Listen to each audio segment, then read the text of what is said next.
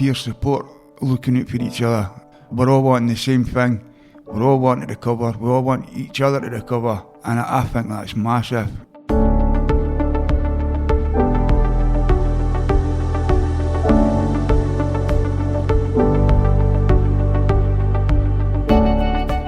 So Gav, first of all, thanks very much for coming in and speaking with me today. That's okay, yeah, no problem.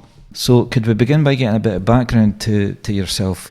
I was in addiction for probably 15-year-old, probably.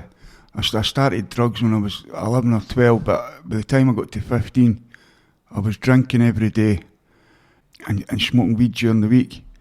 And that escalated over the years. By the time I got to 27, I had a heroin addiction till today, where I'm sober now.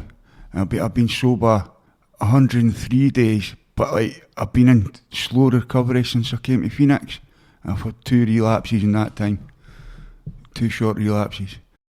What were the biggest difficulties you faced when you started your recovery stage?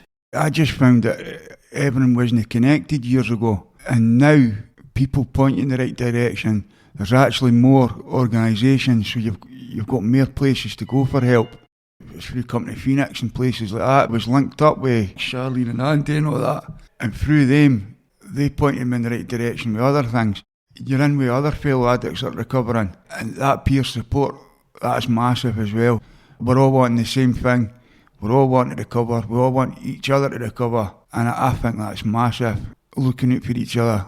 Before, we would maybe rob each other, or we would think they had a different motive. But now there's a lot of trust. Everybody's trying to be better, make up for lost time, sort of thing. Are there any other groups that you attend? What sort of things do they provide? I'm going to Fire and Peace on Saturday. We go up to Abbeymoor and we do camping. You can go in the river for a wee bit of cold water therapy if you want. The food gets cooked underground. They use like Swedish stoves to boil the kettle, and you sleep in the wild just with a sleeping bag and I think it's a bivvy bag, I think they're called, a waterproof bag.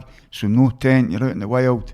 I've been playing football with Phoenix and with other organisations, which I've paid back for a wee bit, but it's still there for me if I want. I go to CA and that at night time as well, Cocaine Anonymous, so my weeks are quite full, which helps. Have you faced any stigmatisation?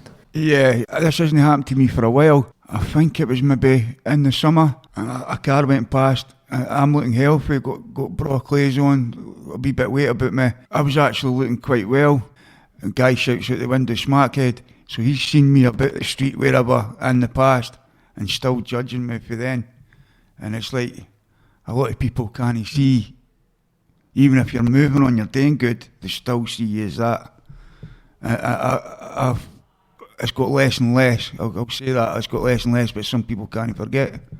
What would you say to people who don't understand addiction, people that would blame the person for the situation they find themselves in? I think some people, there's no explaining it to. Some people are just not willing to understand. That's why I do my social media, and I'm getting a lot of support from folk that aren't addicts. They leave brilliant messages, and it's overwhelming sometimes. It's amazing. It's like I've never felt that before. I was loved when I was young, but I had loads of loss, but I've never had that through all angles, and it's amazing, eh?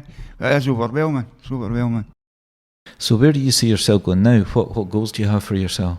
I would like to probably work in this field.